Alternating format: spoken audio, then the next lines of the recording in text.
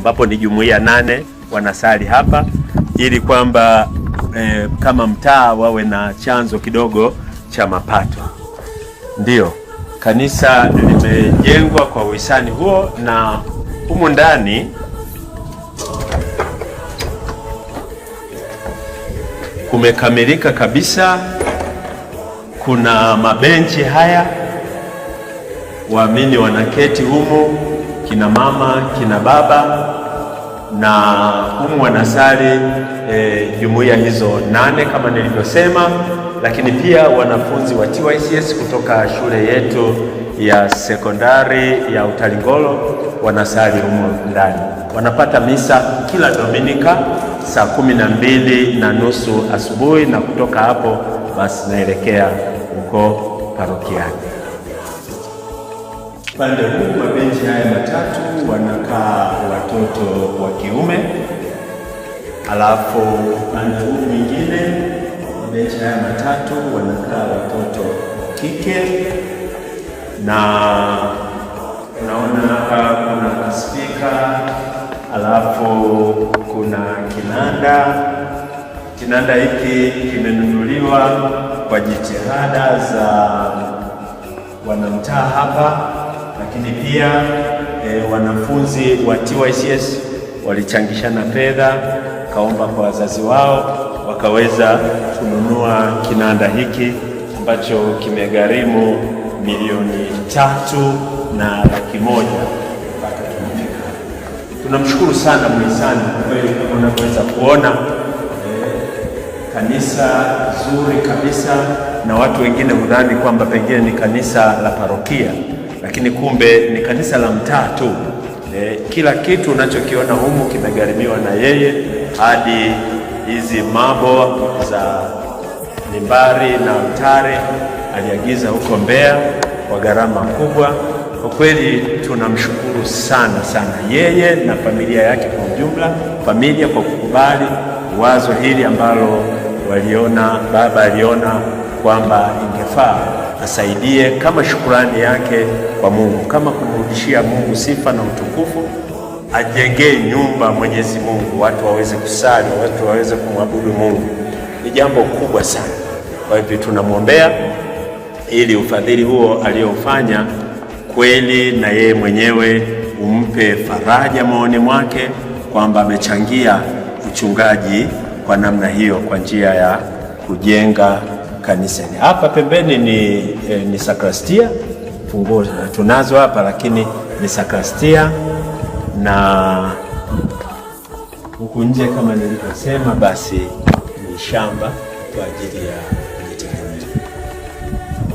Kabla ya kupata kanisa hili kutoka kwa huyu muhisani ambaye ni Mkristo asili ya hapa, tulikuwa na kikanisa kidogo ambacho tulikuwa tunakitumia kwa ajili ya kusali. Twende nikuoneshe tuweze kukiona.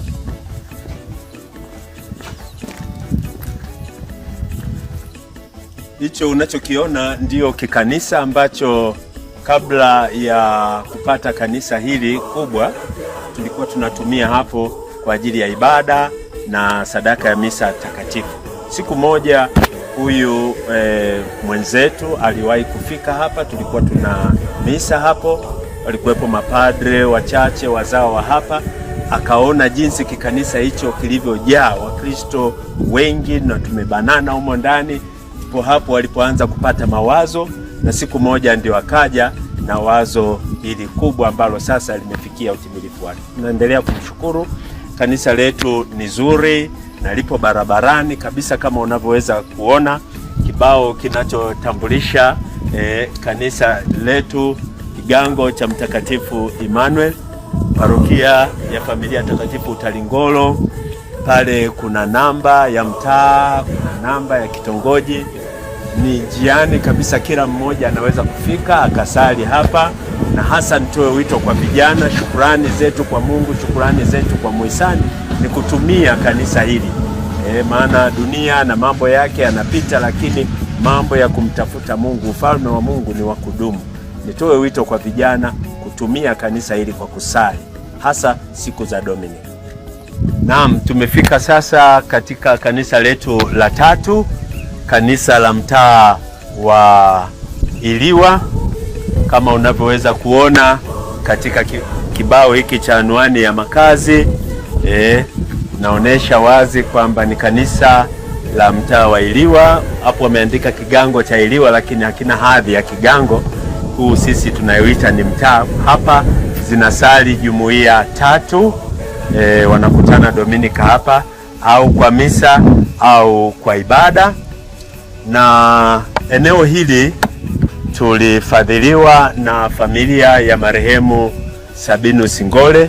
Huyu alikuwa baba mzazi wa marehemu Padre Arnold Ngole. Wao kama familia walikaa na wakaona basi kama shukrani yao kwa Mungu, kwa sababu wao walitoka katika eneo hili, basi walitoa eneo hili bure kabisa na kutuandikia kabisa kwamba wanatoa kama familia kwa ajili ya matumizi ya kanisa.